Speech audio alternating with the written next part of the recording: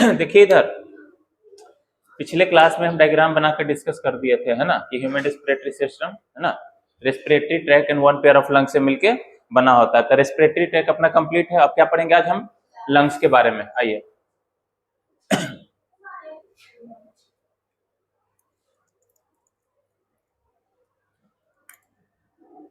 सब में इंक भरा हुआ है बहुत ज्यादा, सब में।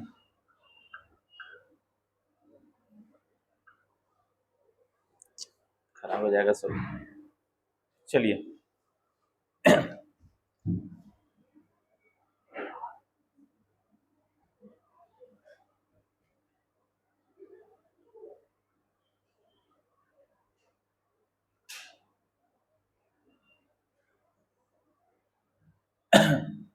डायग्राम हो गया पिछले क्लास में, तो ध्यान रखिएगा, है ना। राइट लंग्स जो होगा हमारा, लेफ्ट लंग से क्या होगा, थोड़ा सा बड़ा। हाँ, राइट लंग्स बड़ा होगा, लेकिन जो ये था ब्रोंकाई था वो क्या था, छोटा था, है ना। राइट ब्रोंकाई क्या था, थोड़ा सा शॉर्ट था।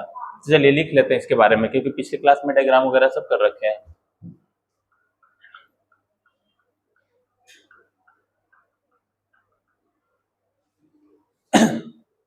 तो आज का क्लास हम कहां से स्टार्ट करेंगे?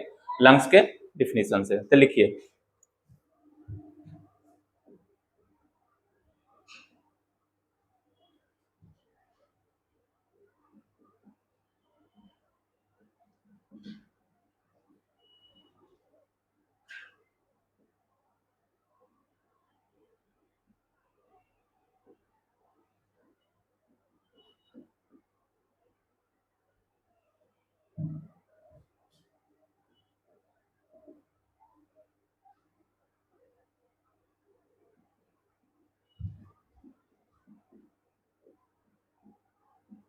तो ध्यान रखिए क्या लिखे हैं, है ना। अ पेयर ऑफ लंग्स, कितना पेयर होगा, one pair. A pair of lungs present in, है ना, थोरेसिक कैविटी ऑफ ह्यूमन, है ना, बिहाइंड ब्रेस्ट बोन। ये जो बोन होता है ना चौड़ी वाली, है ना, इसे क्या बोलेंगे, ब्रेस्ट बोन। इसे और क्या बोलते हैं, स्टर्नम, है ना। तो लिखिए,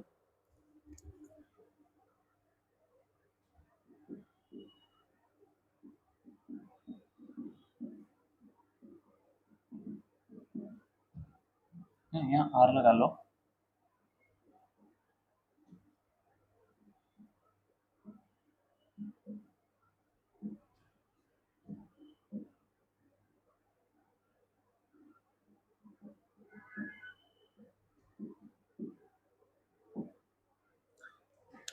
पिछले क्लास में बताए थे कि लंग्स कितने लेयर से घिरा होगा, दो लेयर से, है ना। उसे क्या बोलेंगे हम लोग, प्लूरा बोलेंगे। क्या बोलेंगे, तो डबल लेयर होगा तो जो आउटर वाला पार्ट होगा उसे क्या बोलेंगे, आउटर प्लूरा। क्या बोलेंगे, आउटर प्लूरा। इनर लेयर को क्या बोलेंगे, इनर प्लूरा। दोनों प्लूरल के बीच में स्पेस था, उसे क्या बोले थे, प्लूरल स्पेस। क्या बोलेंगे, प्लूरल स्पेस। और उस स्पेस में ना फ्लूइड भरा हुआ था, उसे क्या बोलेंगे, प्लूरल फ्लूइड। वो लंग्स को क्या करेगा, मॉइस्चर प्रोवाइड करेगा और फ्रिक्शन लेस मूवमेंट क्या करेगा, प्रोवाइड करेगा। और कैसा काम करेगा, शॉक एब्जॉर्बर का काम करेगा। उसे किससे डैमेज से बचाएगा, मैकेनिकल इंजरी से क्या करेगा, बचाएगा उसे। आई बात समझ में? तो लिखेंगे इसको भी।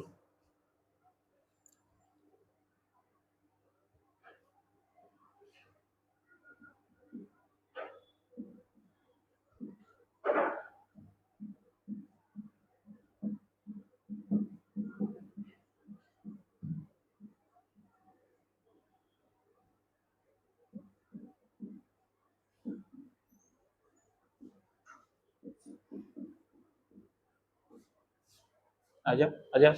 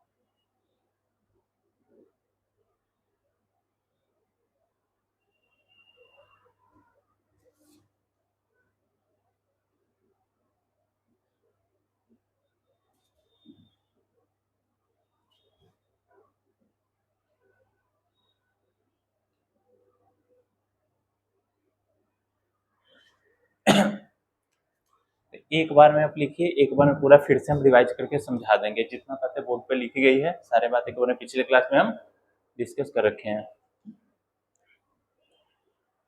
लिखिए इसको, आज से इनसे स्टार्ट किया। डायग्राम पिछले क्लास में बनाकर हम समझा दिए थे, पिछले लेक्चर में मिल जाएगा आपको। क्या अच्छा मैथ का है? बैठो।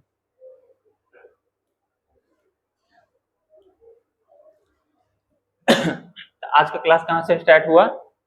लंग से। ध्यान रखिए कहाँ से स्टार्ट हुआ? लंग से। तो हमारा ह्यूमन का जो रेस्पिरेटरी सिस्टम है किस किस चीज से मिलकर बना हुआ था?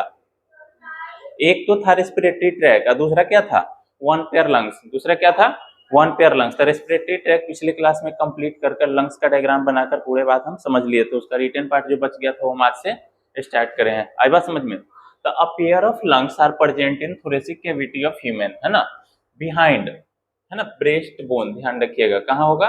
ब्रेस्ट बोन के जस्ट पीछे। सेकेंड लाइन में क्या लिखा गया है? Bronchi, bronchioles, alveoli constitute the lungs. आई बात समझ में?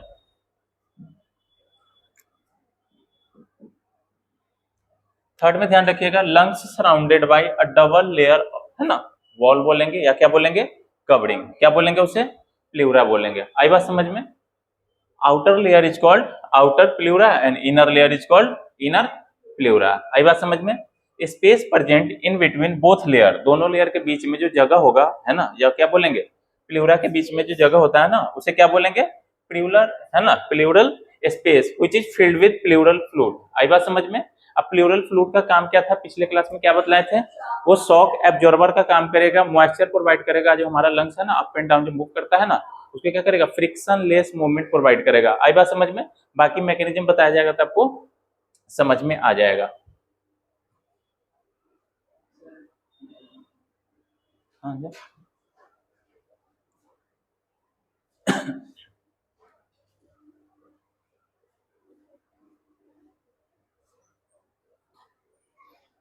एक बार स्टार्टिंग से, है ना, आप लिखते जाइए, हम रिवाइज करा देते हैं। हमारा जो चैप्टर था breathing and gaseous exchanges, breathing का डेफिनेशन बता दिए थे, समझ में कोई दिक्कत था? कोई डाउट?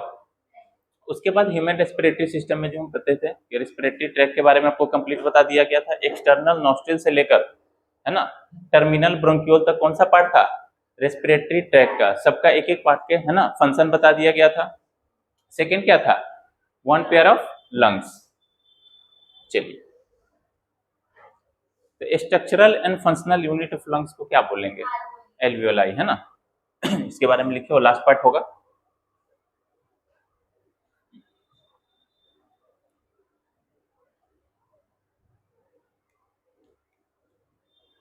इस पूरे लाइन में किसी को कहीं पे कोई दिक्कत, कोई डाउट?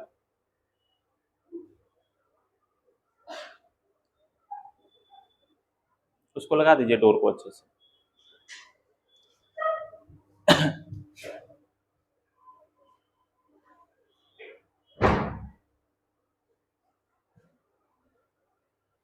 तो नेक्स्ट हेडिंग क्या होगा? एल्वियोलाई। क्या होगा? और सबसे लास्ट पार्ट होगा।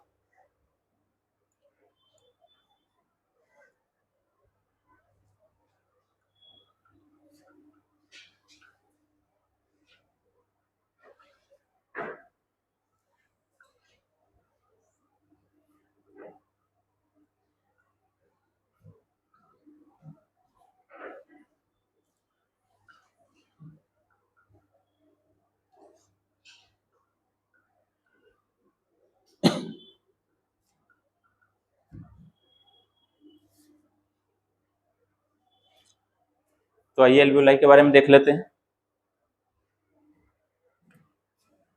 देखिए बोर्ड पे,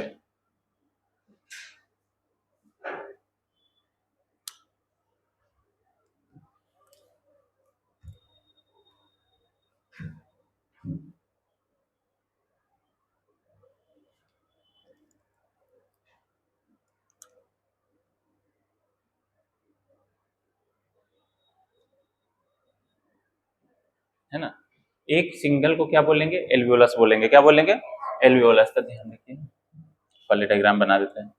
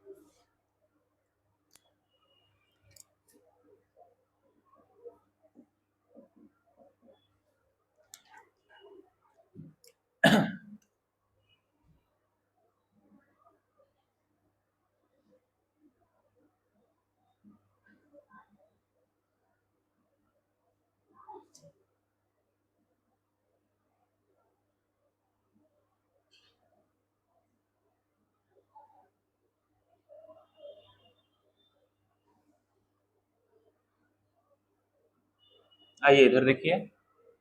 बनाइए, ड्रॉ करिए। एक सिंगल एल्वियोलाई के पार्ट को क्या बोलेंगे? एल्वियोलस पढ़ेंगे। क्या पढ़ेंगे?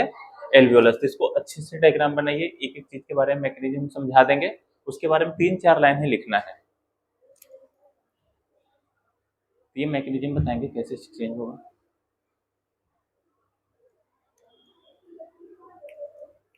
है ना। हमें 3-4 लाइन ही याद रखना है कि ये structural and functional unit of lungs होता है और एक्चुअल साइट है गैसियस एक्सचेंज का। और दोनों लंग्स में मिलाकर 300 मिलियन एल्वियोलाई पाए जाते हैं। बस ये 3 लाइन हमारे काम का है, बाकी ये समझने के लिए ताकि आपको आगे के टॉपिक में कोई डाउट ना हो, है ना। एक चीज देखकर क्लियर लग रहा होगा कि एल्वियोलाई क्या कंटिन्यूअस लेयर है क्या? नहीं। ये क्या कंटिन्यूअस लेयर है क्या? नहीं है। छोटा छोटा क्या है? स्मॉल, इसमें पोर है, क्या है? गैप है ना, इसी से गैसियस एक्सचेंज होता है। तब बनाइए, इसको अच्छे से ड्रॉ कीजिए, समझा देते हैं।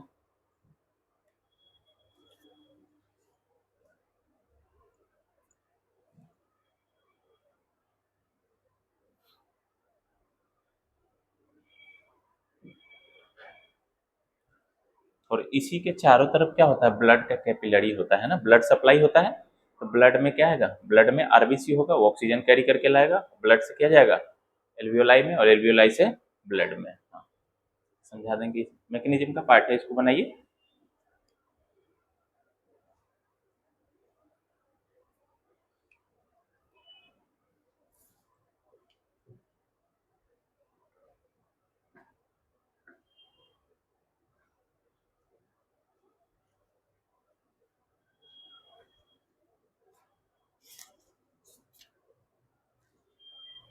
देखिए, ये जो डायग्राम है ना, ये बाद में पढ़ेंगे हम, है ना।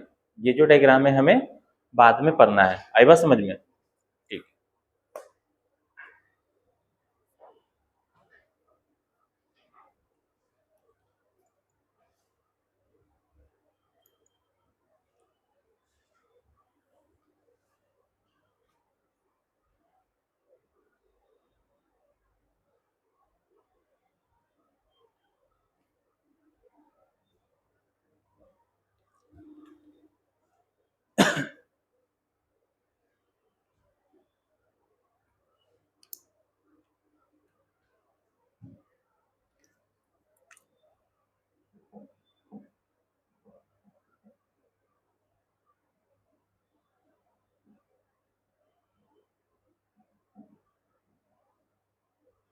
है ना।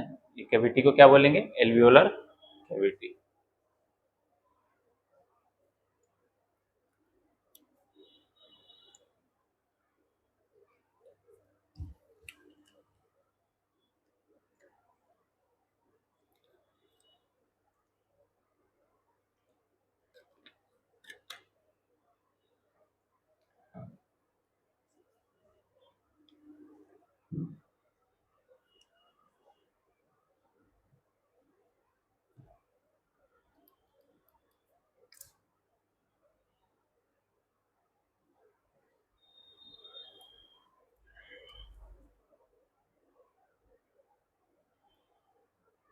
इस डायग्राम को बनाने के बाद इसको लिख लीजिएगा।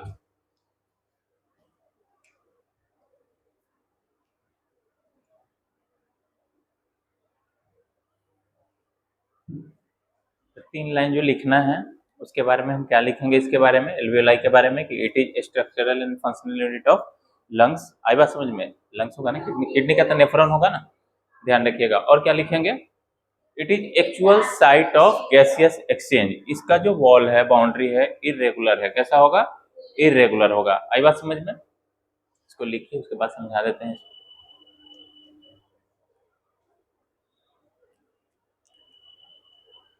तो ये जो है माइक्रोस्कोपिक व्यू है, लिखिए जल्दी।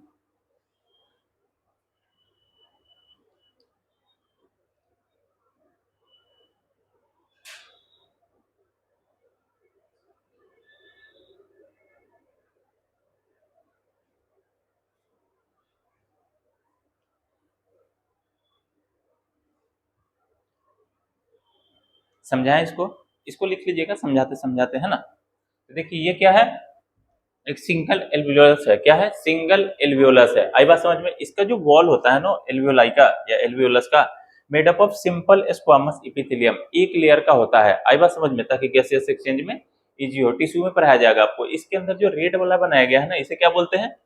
डस्ट सेल, है ना। लीवर में पाया जाएगा उसे क्या बोलेंगे?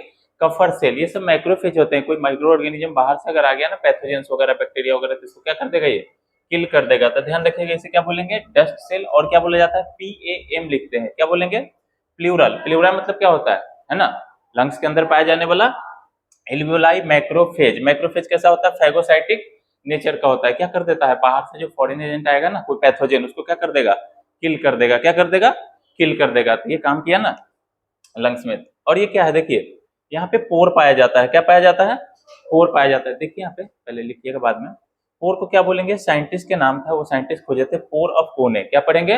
Pore of Pune helps in, बोलिए, गैसियस एक्सचेंज। रियल जो गैसियस एक्सचेंज होगा किस पोर से होगा? पोर्स ऑफ पुणे से। इसको क्या बोलेंगे? न्यूमोसाइट 1। अब ये न्यूमोसाइट 1 क्या है, यहाँ देख लीजिए। न्यूमो मतलब होता है एयर, साइट मतलब क्या होता है? सेल। वैसा सेल जो एयर के एक्सचेंज में हेल्प करे। तो ध्यान रखिएगा, न्यूमोसाइट 2 टाइप्स का होगा। कितना टाइप्स का होगा? 2 टाइप का। तो न्यूमोसाइट 1 किसको बोले हैं? पोर्स ऑफ पुणे को। तो किस में काम करेगा?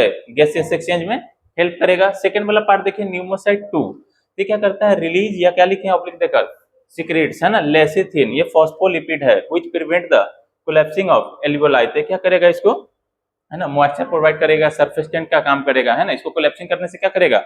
बचाएगा। आई बात समझ में? कोई डाउट? इसको नोट करिए, उसके बाद जो इसमें लिखना है वो लिख लेंगे।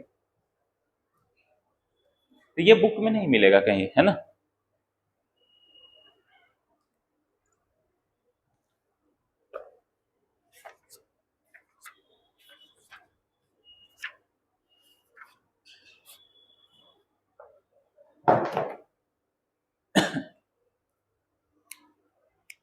इसको मिटाएं डायग्राम को।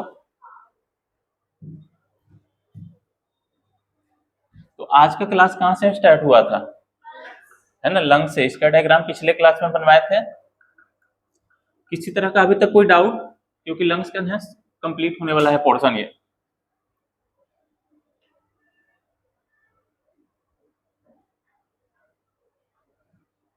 कितने टाइप्स के न्यूमोसाइट्स होंगे? 2 टाइप्स के, है ना। फर्स्ट वाला क्या करेगा? गैसियस एक्सचेंज में हेल्प करेगा। सेकंड वाला क्या करेगा? रिलीज या सीक्रेट करेगा, लेसिथिन। ये, है ना, फॉस्फोलिपिड टाइप का होगा, है ना। क्या होगा? Which prevent the collapsing of alveoli. Trachea को कौन बचाया था कोलैप्स होने से? ट्रेकिया को, है ना, कार्टिलेजिनस रिंग। तो याद रखिएगा। क्या चीज का मिलके बना हुआ था वो रिंग? वो रिंग क्या चीज से बना हुआ था? कार्टिलेज, कार्टिलेज का, है ना। लिखिए एल्वियोलाई के बारे में। क्या लिखेंगे बोलिए? 3 लाइन। इट इज, बोलिए, स्ट्रक्चरल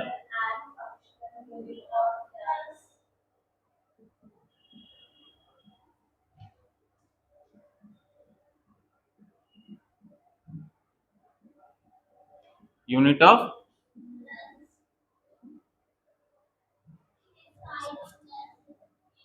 है ना, it is the actual site of gaseous exchange, है ना। ये 2 पॉइंट मेन है। क्या लिखेंगे? It is actual site of gaseous exchange, लिखिए।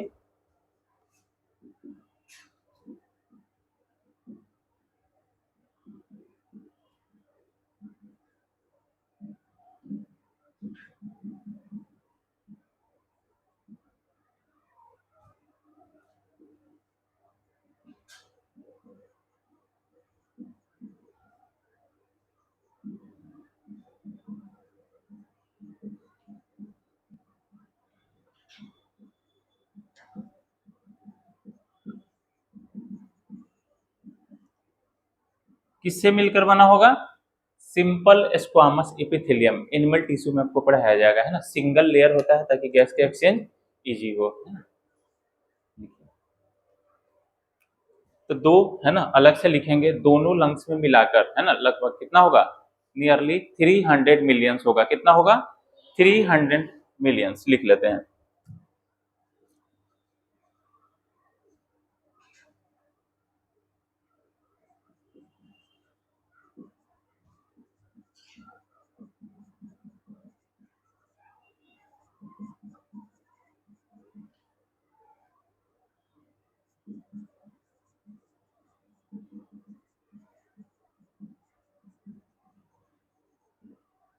चलिए, तो 4 लाइन ध्यान रखिएगा। नीट में क्या आएगा, है ना, ये 2 लाइन आएगा ऊपर से। सबसे पहला क्या ध्यान रखना है? Structural and functional unit of lungs को क्या बोलेंगे? एल्वियोलाई बोलेंगे। क्या होगा ये? Actual site of gaseous exchange. तो यहाँ पे आपका कंप्लीट हुआ ह्यूमन रेस्पिरेटरी सिस्टम का डायग्राम और डिफिनीशंस।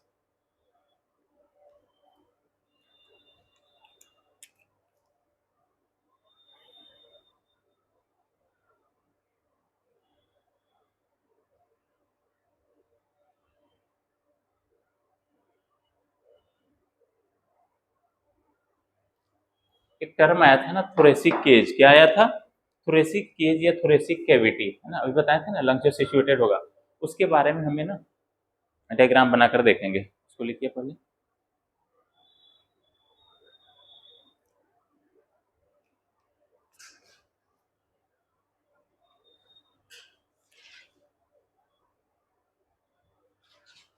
केज मतलब क्या होता है?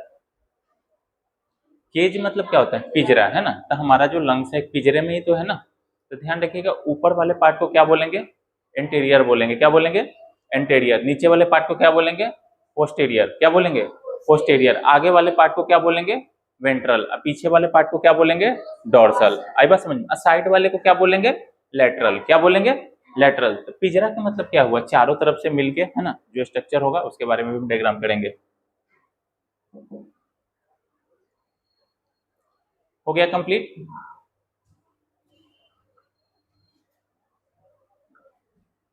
दो ना टर्म लिखेंगे यहाँ पे, क्योंकि बुक यूज किया है आपका।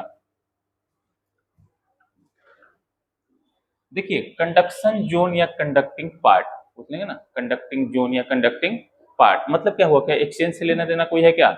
नहीं। वो सिर्फ एयर को क्या करेगा? कंडक्ट करेगा। जो रेस्पिरेटरी ट्रैक बताए थे ना, जो जहाँ पे एक्सचेंज नहीं होता, उसे क्या बोलेंगे? कंडक्टिंग जोन या कंडक्शन जोन। आई बात समझ में? जहाँ पे एक्सचेंज होगा उसे क्या बोलेंगे? Exchange part. तो टर्म में दिक्कत नहीं होना चाहिए। अब क्या पढ़ेंगे हम? टॉपिक मेरा थोरेसिक केज। क्या पढ़ेंगे? बोलिए।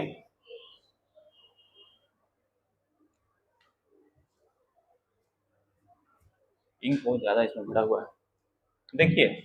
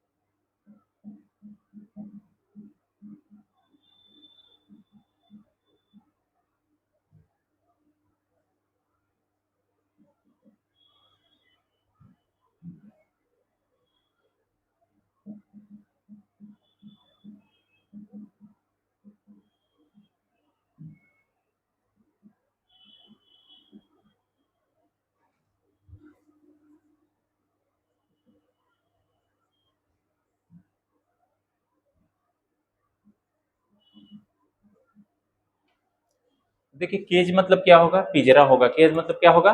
पिंजरा होगा। तो ध्यान रखिएगा, 5 पार्ट मिलकर बनाता है उसे। कितना पार्ट मिलकर बनाएगा? 5 पार्ट। तो सबसे ऊपर देखिए, है ना, इसके नीचे हमारा लंग्स है ना, तो क्या बनेगा? इसे क्या बोलेंगे? नेक्स, है ना। और ये जो क्लेविकल लिखा गया है ना, कॉलर बोन, देखिए ये वाला जो बोन होता है ना, इसे क्या बोलते हैं, क्लेविकल। तो ऊपर का जो पार्ट होता है ना, पिंजरा बनाने में जो ऊपर का जो पार्ट होता है, तो ये जो बोन होता है उसे क्या बोलेंगे, क्लेविकल। और नेक होगा, नीचे क्या होगा, डायफ्राम होगा। वही ना सेपरेट करता है एब्डोमिनल कैविटी को और थोरेसिक कैविटी को, कौन सेपरेट करेगा, डायफ्राम। तो ध्यान रखिएगा केज किससे किससे मिलकर बना होगा। पहले तो हम हुक वाला पार्ट हम लिख दिए, उसके बाद हम डायग्राम बनाएंगे तब आपको क्लियर हो जाएगा। तो सबसे पहला क्या होगा, बोलिए, इंटीरियर पार्ट में कौन सा पार्टिसिपेट करेगा बनाने में, केज बनाने में, एक तो नेक होगा, दूसरा क्या होगा, क्लेविकल, है ना। क्लेविकल को और क्या बोलते हैं,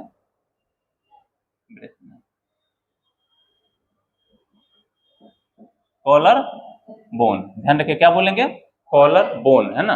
और इसे क्या बोला जाता है, ब्यूटी बोन भी इसे ही बोला जाता है। पोस्टीरियर साइड, ध्यान रखिएगा, पोस्टीरियर किस वाले पार्ट को बोलेंगे, नीचे वाले पार्ट को। तो कौन होगा, डायफ्राम होगा। कौन होगा, डायफ्राम होगा। डोर्सल साइड, पीछे के साइड पे, तो कौन होगा, रीढ़ का जो हड्डी होता है ना पूरा, उसे क्या बोलते हैं, वर्टिब्री या वर्टिब्रल कॉलम, है ना। और क्या होगा, रिब्स भी तो होगा, क्योंकि देखिए यहाँ पे ना होगा रीढ़ का हड्डी, है ना, लेकिन इस साइड से क्या होगा, ये तो रिब्स है ना इतना पार्ट, यहाँ पे क्या होगा, रीढ़ का हड्डी। वेंट्रल साइड, है ना, आगे वाला पार्ट पे, बोलिए, तो क्या सिर्फ स्टर्नम से हो जाएगा, नहीं होगा, स्टर्नम के, हाँ ब्रेस्ट बोन बोलते हैं स्टर्नम को, ये फ्लैट बोन में आता है। तो ध्यान रखिए, एक तो स्टर्नम हो रखी है, स्टर्नम से हो जाएगा नहीं, इसके साइड भी क्या है, यहाँ पे रिप्स है, क्या है, रिप्स है। तो ध्यान रखिएगा, है ना, स्टर्नम प्लस रिप्स। और साइड में क्या होगा, एक साइड से भी होगा ना, तो साइड में तो इकलौता रिप्स ही है, क्या होगा, रिप्स है। तो इसका ना डायग्राम करेंगे तब आपको समझ में आएगा। तो इसको लिखिए,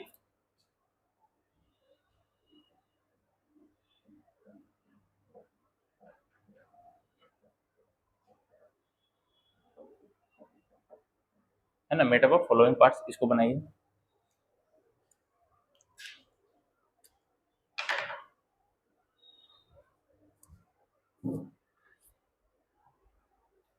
इस चैप्टर में ना हमें ब्रीदिंग का मैकेनिज्म पढ़ना है और सिर्फ गैसियस एक्सचेंज पढ़ना है। सेलुलर रेस्पिरेशन कहाँ पढ़ना है, प्लांट फिजियोलॉजी का एक चैप्टर है ना, रेस्पिरेशन इन प्लांट, वहां पे जाकर सेल लेवल का रेस्पिरेशन पढ़ेंगे। तो ये रेस्पिरेशन का कंपोनेंट्स है, ध्यान रखिएगा, क्या है, पार्ट है ना, छोटा सा पार्ट पढ़ेंगे।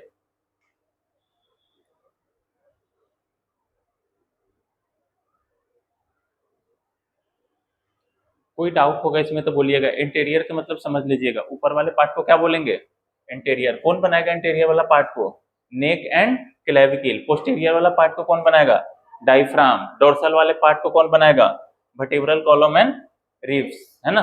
वेंट्रल वाले पार्ट को कौन बनाएगा, स्टेर्नम एंड रिब्स। और लेटरल वाले को रिब्स, लेटरल मतलब साइड वाला। इसको डायग्राम बनाएंगे तो समझ में आ जाएगा। बन गया आपका diagram, sorry diagram written part, मिटाए इसको, इसका डायग्राम बनाइए।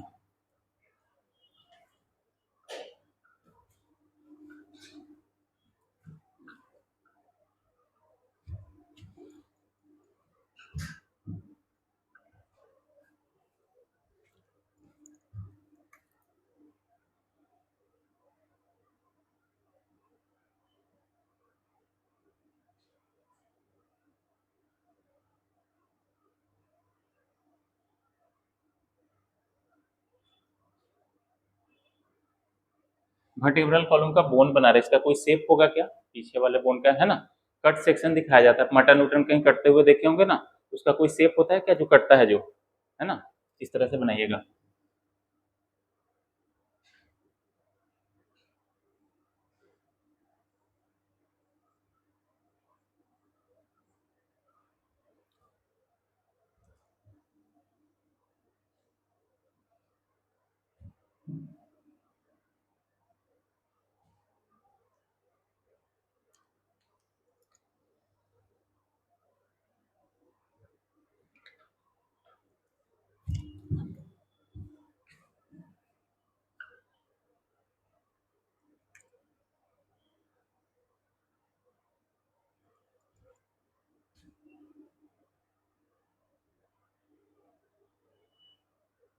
ऊपर वाले को मिटा देते हैं।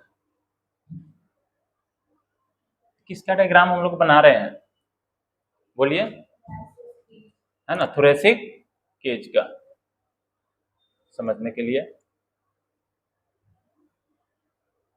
देखिए इधर किसको लेंगे, ध्यान दीजिए, इधर किसको लेंगे, स्टर्नम प्लस रिब्स को, तो ये कौन सा पार्ट होगा बोलिए, कौन सा पार्ट होगा, आगे का पार्ट है बोलिए, है ना, कॉपी नहीं देखना है, बोलिए वेंट्रल पार्ट।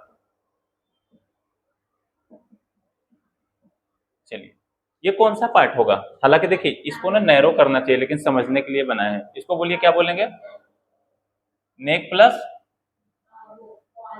क्लेविकल, नेक प्लस क्लेविकल, तो ये कौन सा पार्ट होगा, एंटीरियर पार्ट है ना। नीचे बोलिए पोस्टीरियर पार्ट, बोलिए कौन सा पार्ट आएगा पोस्टीरियर में,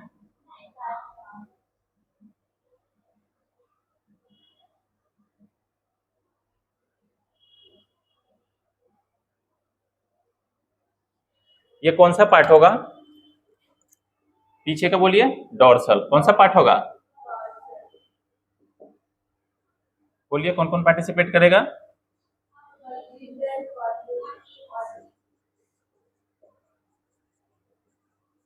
है ना। और एक कौन सा पार्ट बच जाएगा, देखिए सबसे पहला एंटीरियर, दूसरा कौन हुआ पोस्टीरियर, वेंट्रल, डोर्सल, और एक कौन सा बच जाएगा, यही लिख देते हैं, पांचवा लेटरल, कौन सा होगा, है ना, लेटरल पार्ट।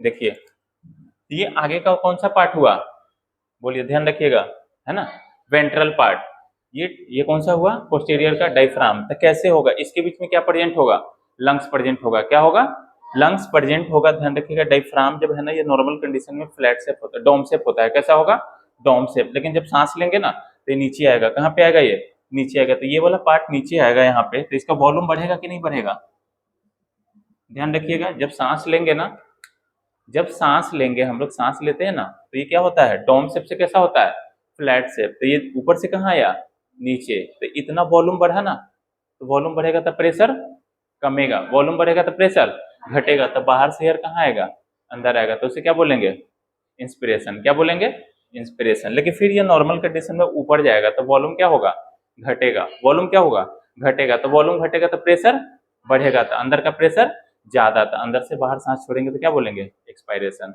आई बात समझ में, तो इसको ड्रॉ कर लीजिए, क्या करना है, बनाना है इसमें, ये डायग्राम इसलिए बनाया गया कि इस डायग्राम में और कुछ भी बनाना है अभी खाली जगह में, तो पहले आपको एक कंपोनेंट बता दिया जाए।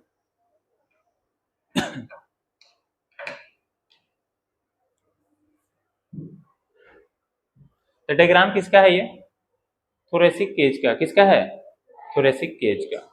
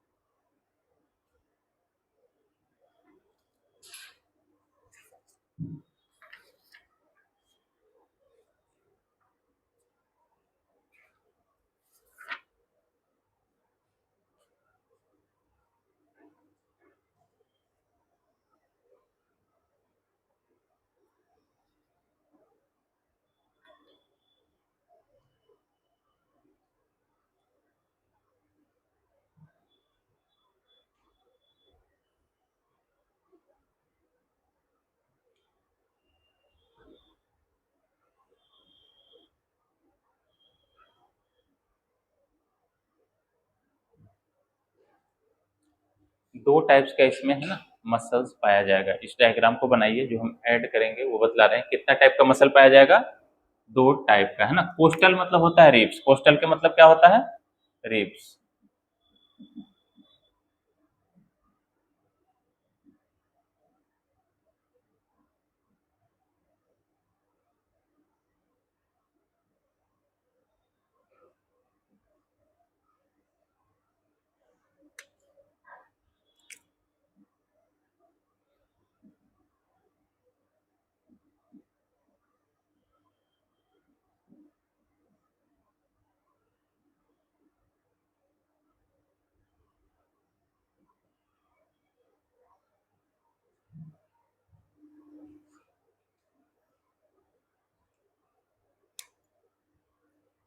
सिर्फ इतना डायग्राम को बनाइएगा, लेबलिंग करके रुकिएगा।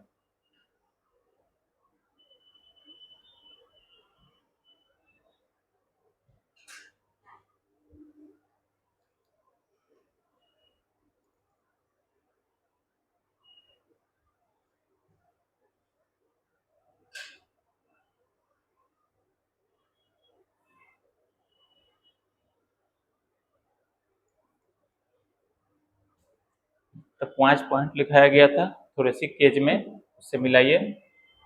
पांचों के पांचों पार्ट यहाँ पे लेबलिंग के साथ सही लिखा गया है कि नहीं, है ना। इंटीरियर में कौन सा पार्ट होगा, ध्यान दीजिए अच्छा से। थोरेसिक केज में इंटीरियर में कौन सा पार्ट होगा, नेक एंड क्लेविकल मिलकर बनाएगा। पोस्टीरियर साइड में डायफ्राम होगा, वेंट्रल साइड में स्टर्नम क्या होगा, स्टर्नम, और डोर्सल साइड में वर्टेब्रल कॉलम प्लस रिब्स, है ना। लेटरल साइड में रिब्स होगा, है ना।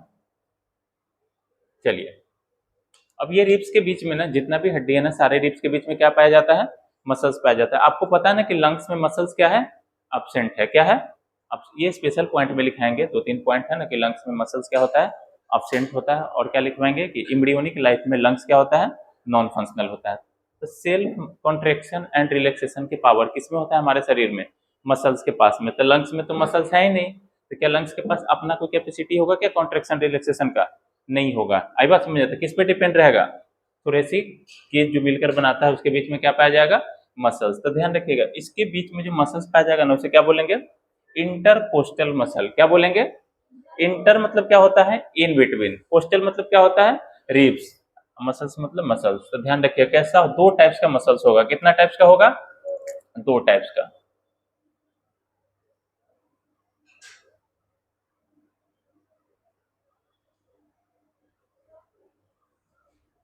देखिए, तो इस मसल्स को क्या बोलेंगे, 2 टाइप्स का मसल होगा। पहले देख लीजिए यहाँ पे, इंटरकोस्टल मसल कितना टाइप्स का होगा, 2 टाइप का। एक को क्या बोलेंगे, EICM। क्या बोलेंगे, EICM, एक्सटर्नल इंटरकोस्टल मसल।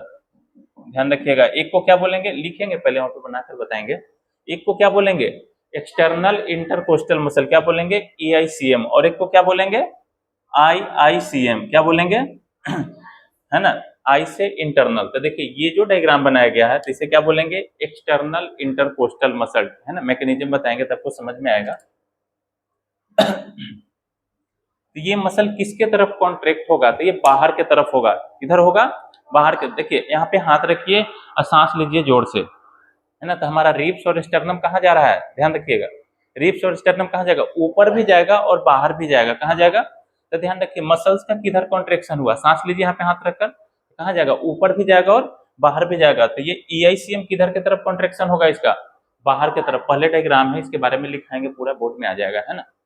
दूसरा क्या होगा, IICM। तो किसमें हेल्प करेगा, फोर्सफुल एक्सपायरेशन में। किसमें करेगा, फोर्सफुल एक्सपायरेशन में। तो आपको 2 लाइन ध्यान रखना है कि इसमें 2 टाइप्स का मसल्स होता है, कौन बाहर की तरफ कॉन्ट्रैक्ट होगा, कौन अंदर की तरफ होगा। आई बात समझ में। तो देखिए EICM किधर होगा, इसको क्या बोलेंगे, EICM। क्या बोलेंगे, EICM। आई बात समझ में। और एक होगा क्या, IICM। कैसा होगा, तो वो किधर की तरफ कॉन्ट्रैक्ट करेगा, अंदर की तरफ, है ना। तो इसे क्या बोलेंगे, IICM, है ना। मसल्स डायग्राम में ही दिखाना था, अब इसके बारे में यहाँ पे बोर्ड पे समझाएंगे। तो 2 टाइप्स का मसल ध्यान रखना है। रिब्स के बीच में जो मसल पाया जाएगा उसे क्या बोलेंगे, इंटरकोस्टल मसल। इंटर मतलब के बीच, इंटर मतलब के बीच, या कोस्टल मतलब क्या होता है, रिब्स होता है ना। और मसल तो कितना टाइप का होगा, 2 टाइप का। तो दोनों के बारे में ना टेबलिक फॉर्म में हम लिखेंगे। तो पहले इसको सिर्फ 2 मसल्स को ना ड्रॉ कर लीजिए, उसके बारे में बताएंगे।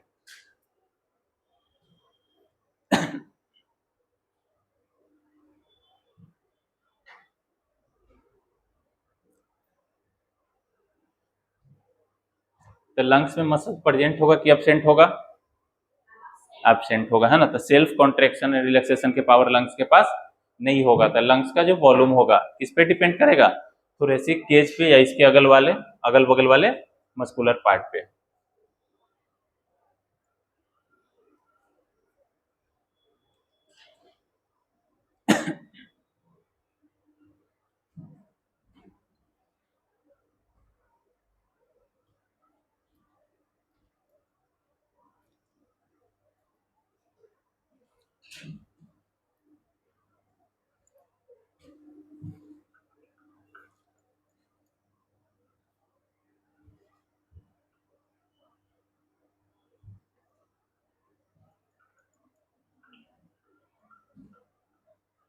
ये जो एरो था ना ग्रीन वाला में, एरो का मेन यहाँ पे इंपॉर्टेंस है। ग्रीन वाला में क्या होगा, बाहर की तरफ एरो होगा, और रेड वाला में क्या होगा, अंदर की तरफ। बस ये ध्यान रखिएगा।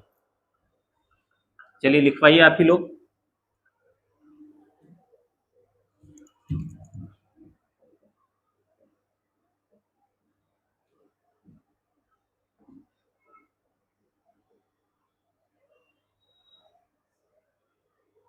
बोलिए।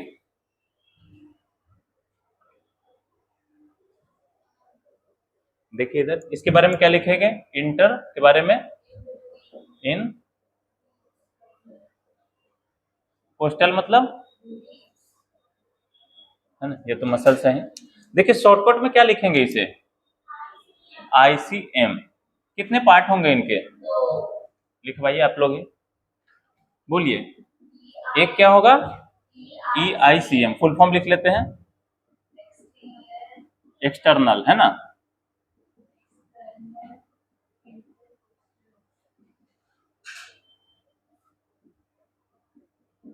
क्या लिखेंगे इसे, ईआईसीएम। क्या लिखेंगे, दूसरे के बारे में लिखवाइए।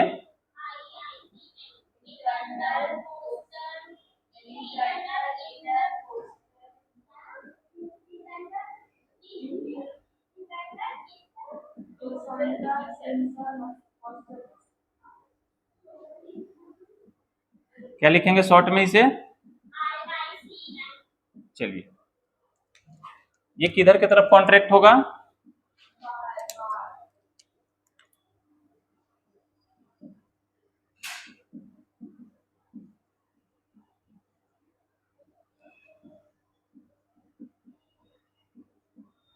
ये किधर की तरफ कॉन्ट्रैक्ट होगा,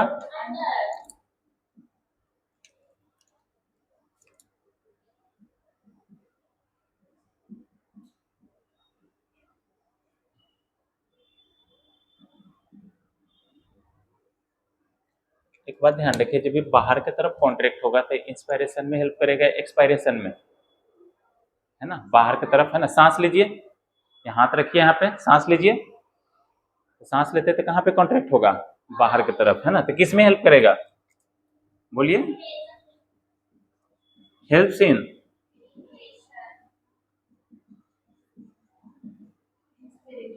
इंस्पिरेशन में। कोई डाउट नहीं। ये किस में हेल्प करेगा, एक्सपायरेशन में। किसमें, एक्सपायरेशन में। लेकिन नॉर्मल में नहीं काम करेगा, है ना। ये मैकेनिज्म में आपको बताया जाएगा। ये फोर्सफुल में, है ना, जल्दी जल्दी सीढ़ी उड़ी चढ़ रहे हैं, दौड़ रहे हैं ना, फोर्सफुली जब एक्सपायर करते हैं ना, उसमें। नॉर्मल एक्सपायरेशन में क्या होगा, ये तो डायफ्राम वगैरह क्या होता है, हम लोग जो सांस लेते हैं ना, फिर छोड़ते तो ऑटोमेटिक डायफ्राम अपने ओरिजिनल पोजीशन में आ जाता है, एक्सपायरेशन तो ऑटोमेटिक हो जाता है ना, वॉलंटरी प्रोसेस है। लेकिन इसमें क्या करेंगे, जब फोर्सफुल एक्सपायरेशन करेंगे ना, तब ये मसल काम करेगा, नहीं तो काम नहीं करेगा। हमारा काम इसी से हो जाएगा। आई बात समझ में। तो ध्यान रखिए किसमें हेल्प करेगा, हेल्प्स इन फोर्सफुल। एक टर्म याद रखिएगा, फोर्सफुल एक्सपायरेशन। आई बात समझ में, इसको नोट कीजिए, नोट कीजिए और एनसीईआरटी निकालिए। अगर ये सारे चीजें समझ में आ रहा है तो आपका 360 के 360 जो मार्क्स है जो नीट में आएगा, वो आपको यहीं से आ जाएगा।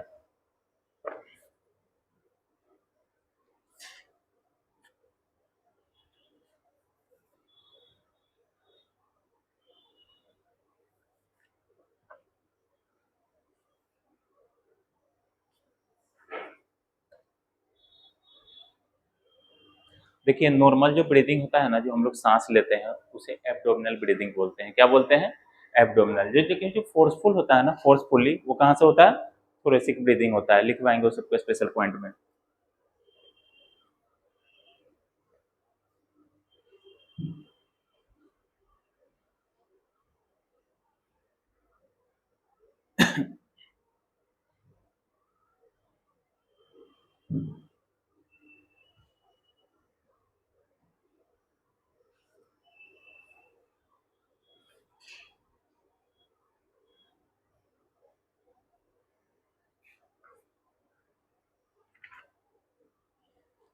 बुक निकालिए एनसीईआरटी, ये वाला पार्ट।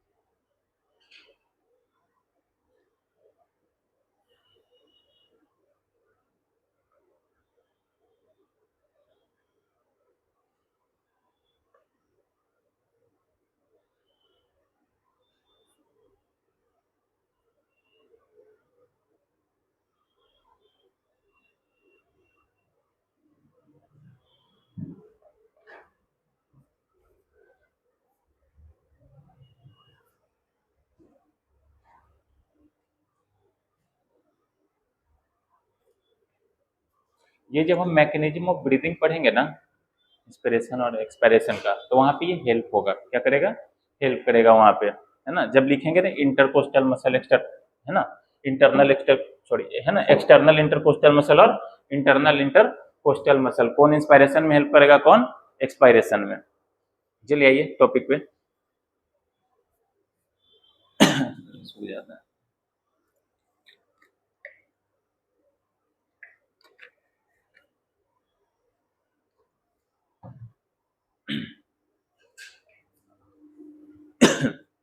इस डायग्राम के ऊपर ना एक छोटा सा पैराग्राफ है, 2 लाइन ऊपर से देखिए, we have two lungs which are covered by a double layer of pleura, है ना, with pleural fluid between them. तो जो प्लूरा होगा कितना लेयर का होगा, लंग्स का जो कवरिंग होगा 2 लेयर का होगा, उसके बीच के स्पेस को क्या बोले थे, प्लूरल स्पेस। उसमें कौन सा फ्लूइड प्रेजेंट था, प्लूरल फ्लूइड, है ना।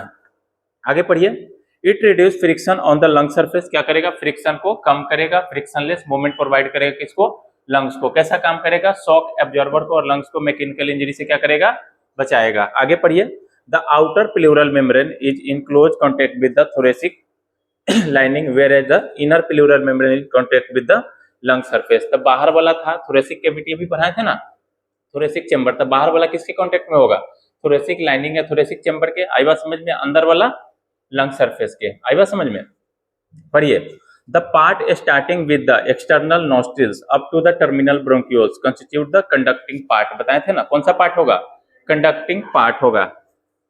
whereas the alveoli and their duct from the respiratory or exchange part। ध्यान रखिएगा, alveoli क्या था, actual site of gaseous exchange था, है ना। आगे पढ़िए,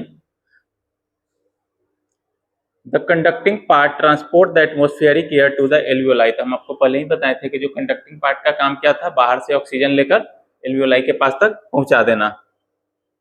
clears it from the foreign particles, humidify and also brings the air to the body temperature. बताए थे ह्यूमिडिफिकेशन और बताइए थर्मो रेगुलेशन, है ना, टेम्परेचर को मेंटेन करेगा और मॉइस्चर लेवल को मेंटेन करेगा, है ना। आगे पढ़िए, exchange part is the site of actual diffusion of O2 and CO2 between blood and atmospheric air. तो कौन है एक्सचेंज पार्ट, है ना, एल्वियोलाई। चलिए आगे वाला पार्ट पढ़िए, the lungs are situated in the thoracic chamber which is anatomically an air tight chamber. कौन सा होगा, एयर टाइट चेम्बर होगा। The thoracic chamber is form dorsally by the, ये अच्छे से पढ़िए, डोर्सली किससे बना है, इस लाइन को पढ़िए, the thoracic chamber is form dorsally by the vertebral column. किससे, डोर्सल साइड में क्या होगा, वर्टिब्रल कॉलम। आगे पढ़िए, कॉमा के आगे, वेंट्रली, वेंट्रल साइड में किससे बना होगा, स्टर्नम से, है ना। ध्यान रखिएगा, स्टर्नम प्लस रिब्स दोनों होगा। The anatomical setup of lungs in thorax is such that any change in the volume of thoracic cavity will be reflected in the pulmonary cavity। तो ध्यान रखिएगा, लंग्स के पास अपना तो कोई मसल्स है नहीं, तो थोरेसिक कैविटी में ध्यान रखिए, थोरेसिक कैविटी या थोरेसिक चेंबर के वॉल्यूम में कोई चेंज होगा तो लंग्स में क्या हो जाएगा, चेंज आएगा। आई बात समझ में, पढ़िए आगे, such an arrangement is essential for the breathing as we cannot directly alter the pulmonary volume. क्योंकि हमारे पास मसल्स नहीं है लंग्स में, तो डायरेक्ट हम उसको कॉन्ट्रेक्शन रिलैक्सेशन नहीं कर सकते हैं। आई बात समझ में। अब एक पॉइंट है पीछे पढ़ लीजिए, रेस्पिरेशन इन्वॉल्व फॉलोइंग स्टेप्स। तो सबसे पहला क्या था, ब्रीदिंग था, क्या था, ब्रीदिंग था, पढ़ा दिए थे। सेकेंड पार्ट पढ़िए, diffusion of gases across alveolar membrane. Third क्या है, transport of gases by blood. Fourth क्या है, diffusion of O2 and CO2 between blood and tissue. तो वही जो डायग्राम बनाए थे ना, एक डायग्राम यहाँ पे करेंगे, उसके बाद ये पांचों पॉइंट है ना, आप होमवर्क में लिख लीजिए, घर से नोट कर लीजिएगा। सेम ही है, सेम ही हम लिखेंगे तो क्यों समय बर्बाद करें, ये समझा देते हैं पांचों बात को।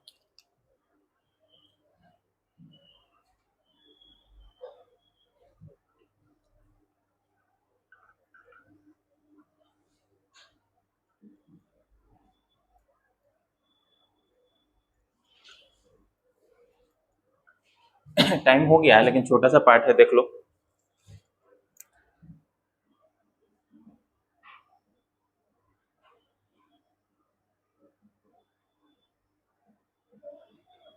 हाँ वही समझाना है।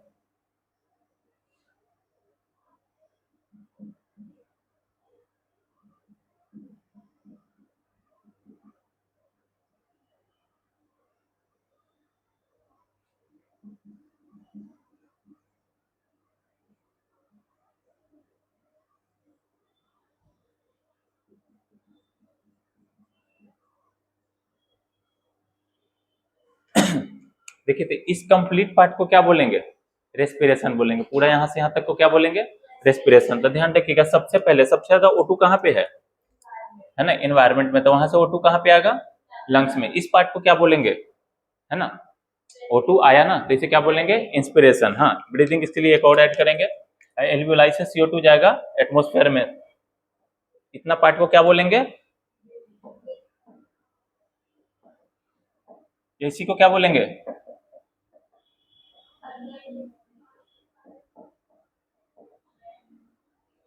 Pulmonary ventilation. देखिएगा जो 5 को पॉइंट है ना, सबसे फर्स्ट पार्ट यही है।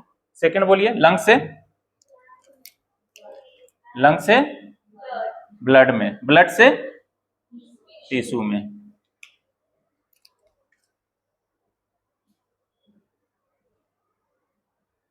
इस पार्ट को क्या बोलेंगे, यहां से यहां तक इंटरनल क्या बोलेंगे, रेस्पिरेशन। इसके लिए एक टर्म और लिख सकते हैं ना, क्या लिख सकते थे, बोलिए बोलिए,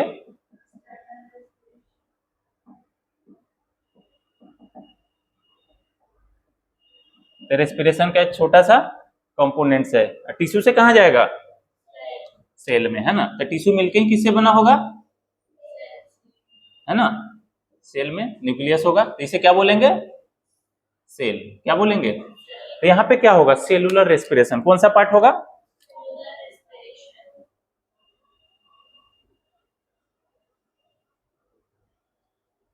अब उस पॉइंट को पढ़िए, पांचों को अच्छे से। सबसे पहला क्या था, ब्रीदिंग था, क्या था, सेकंड क्या था, डिफ्यूजन। किसके किसके बीच में होगा, लंग्स के एल्वियोलर सरफेस के बीच में। आगे बात समझ में। थर्ड, तो देखिए सबसे पहला क्या था, एटमॉस्फेयर से लंग्स में आया था, उसको तो ब्रीदिंग बोल दिए थे। लेकिन जो डिफ्यूजन टर्म बोला ना, तो डिफ्यूजन लंग्स के जो एल्वियोलाई है ना, उससे ब्लड में जाएगा। किस में जाएगा, तो इससे डिफ्यूज होकर ऑक्सीजन ब्लड में आया। देखिए यहाँ पे अच्छे से, तो दूसरा स्टेप क्या हो गया, डिफ्यूजन अक्रॉस एल्वियोलर मेम्ब्रेन। अब ब्लड लेकर कहाँ जाएगा, है ना, पूरे बॉडी पार्ट में जाएगा। आगे पढ़िए, ब्लड किसको देगा, टिश्यू को। तो कैसे देगा, डिफ्यूजन से देगा। कैसे देगा, ब्लड भी डिफ्यूजन से देगा। आई बात समझ में। तो कितना पार्ट हुआ, सबसे पहला कौन सा पार्ट हुआ, एक्सटर्नल रेस्पिरेशन। दूसरा कौन सा हुआ, इंटरनल रेस्पिरेशन। और थर्ड कौन सा हुआ, सेलुलर रेस्पिरेशन। तो ये कहाँ चलेगा, सेल में। कहाँ चलेगा, और ये क्या देगा, ध्यान रखिए क्या देगा, बोलिए, फूड टूटेगा ना, कौन सा फूड, है ना, तो क्या देगा, और O2 CO2। कोई डाउट, तो कौन सा रेस्पिरेशन हुआ हो, सेलुलर। तो सबसे लास्ट पैराग्राफ पढ़िए, 5वां पॉइंट है वो।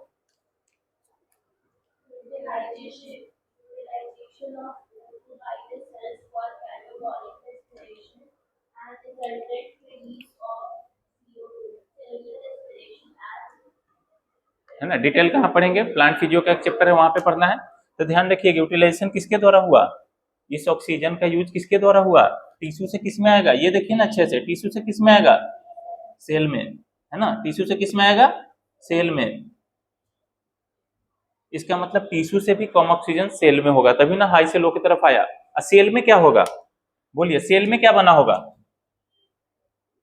CO2। क्या बना होगा, ये कहाँ जाएगा, टिश्यू में। टिश्यू से किस में जाएगा, ब्लड से किस में जाएगा, लंग से किस में जाएगा, एटमॉस्फेयर में। आई बात समझ में। तो वही वो पांचों पॉइंट को लिखा, और इस पांचों पॉइंट को हम पहले क्लास में ही आपको बतला दिए थे। तो कोई डाउट नहीं है। तो अगले क्लास का होमवर्क